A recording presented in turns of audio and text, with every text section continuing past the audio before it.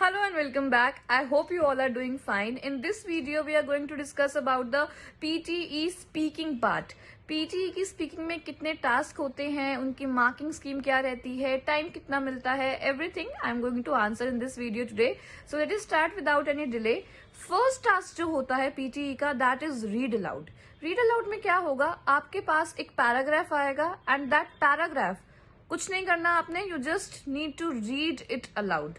Yes, that's the simple thing you have to do. आपने बस starting के word से लेके लास्ट के वर्ड तक उसको रीड अलाउड करना है. मोस्टली ये 60 वर्ड्स तक की इसकी लिमिट होती है, उससे ज्यादा नहीं एक्सटेंड करता है usually. So that you have to do. इसकी जो मार्किंग स्कीम है वो इस तरीके से होगी that if you have read full content without any mistakes and everything, कोई आपने वर्ड स्किप नहीं किया, कुछ रिप्लेस नहीं किया, so that in that the content will be of 5 marks. Total 5 marks का कंटेंट होता है and 5 out of 5 you can get if you didn't make any mistake while reading it. Second, fluency के भी इसमें 5 marks होते हैं in total. Fluency से मतलब अगेन स्पीड नहीं है but the flow, right. And then coming to the next part, that is pronunciation के भी आपको 5 मार्क्स जो है वो अलॉट होंगे. इफ आपका जो एक्सेंट है that is like not any regional accent और समथिंग, और आपने बहुत सही एक्सेंट में फ्लो के साथ करेक्ट उस वर्ड को प्रोनाउंस किया है, so you can have 5 in content, 5 in fluency and 5 in pronunciation. So total one question of read aloud is equal to 15 marks. So देखो कितना स्कोरिंग हो सकता है ये. And in this the thing that you have to take care of is, ये speaking में तो लेके जाएगा ही जाएगा आपके marks, but this will also have some contribution in the reading module. Yes, आपके स्पीकिंग में भी मार्क्स जाएंगे एंड आपके रीडिंग में भी मार्क्स जाएंगे. I hope it's clear. आपको जो टाइम दिया जाता है रीड अलाउड के लिए प्रिपेयर करने के लिए, दैट वेरीज. वो वेरी क्यों करता है, क्योंकि कभी कभार पैराग्राफ थोड़ा सा छोटा आता है या थोड़ा सा लंबा आता है, so it varies according to that. But 30 to 40 seconds के बीच में जो है वो आपको टाइम मिलता है and then you have to start speaking.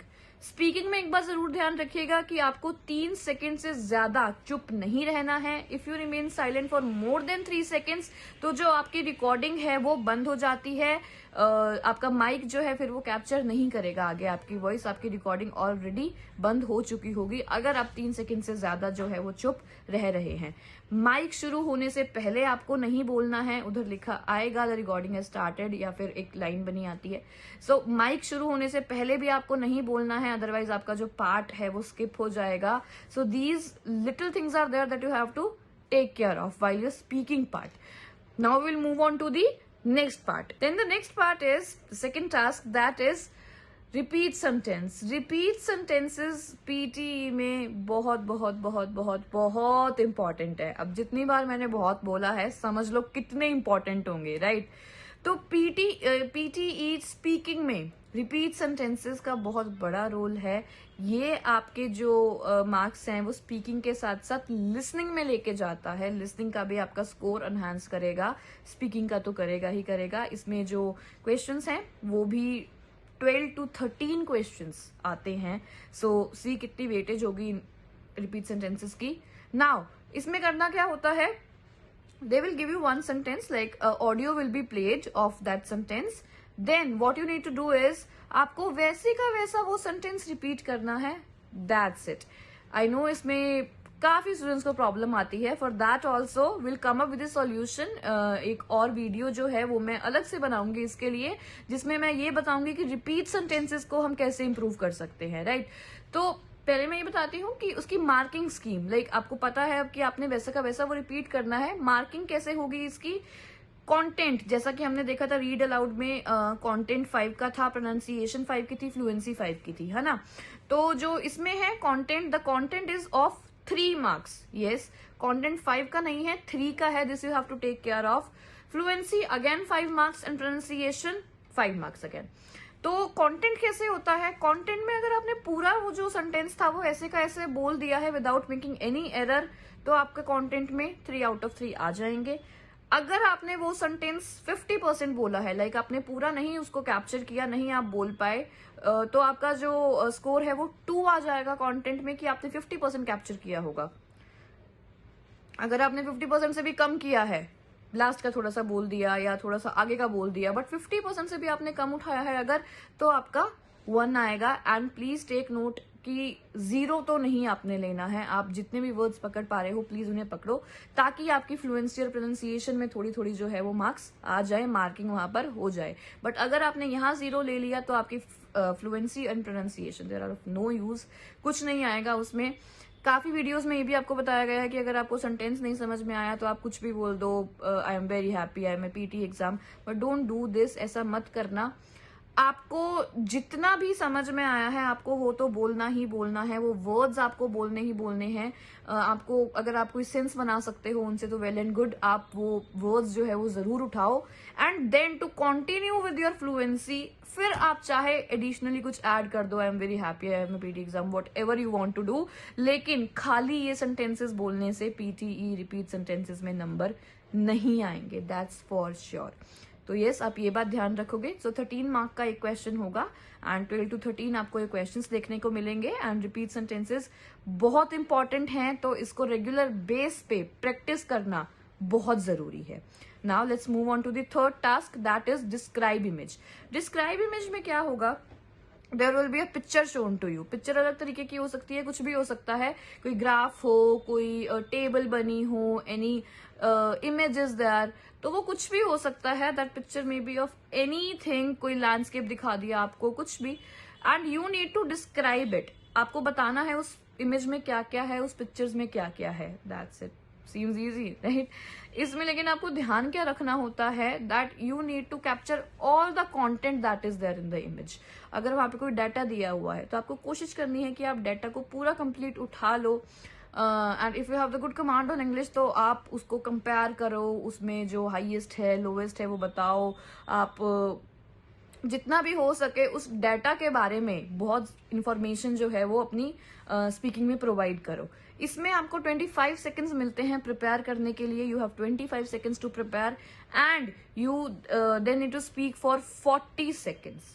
Okay, 25 seconds आपको प्रिपेयर करने के लिए मिलेंगे, 40 सेकंड्स तक आपको बोलना है। इसमें आप ये चीज ध्यान रखोगे, व्हाइल यू आर स्पीकिंग, जब आप बोल रहे हो, टेक द नोट दैट आपको अपनी जो इमेज का डिस्क्रिप्शन है वो कंप्लीट करना ही है 40 सेकंड्स में। अगर आपने कंप्लीट नहीं किया, माइक पहले बंद हो गया, आपका कंटेंट 515 कभी भी नहीं आएगा।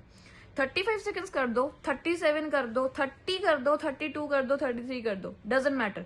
40 से एक्सीड कर दिया, माइक बंद हो गया, कंटेंट बचा था, पूरा नहीं हो पाएगा। कंटेंट में 515 आप नहीं ले पाओगे ऐसे। So take care of this thing.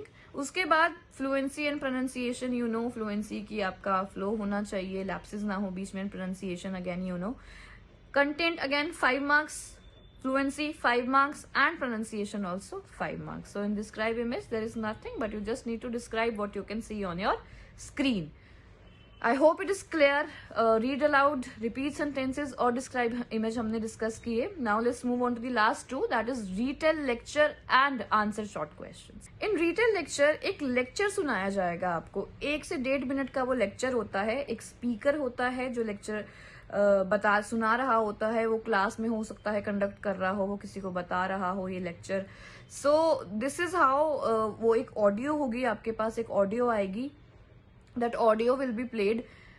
Take note कि पीटीई में कुछ भी ऐसा नहीं है जो आप रिप्ले कर सकते हो, रिप्ले कुछ भी नहीं होगा, एक ही बार वो ऑडियो आपको सुनाई जाएगी। Then they are asking you कि जो भी उस ऑडियो में है ना, आपको ब्रीफ में अपने वर्ड्स में उसको बताना है। Like you need to speak about it कि उस लेक्चर में क्या क्या था। This is what retell lecture is about.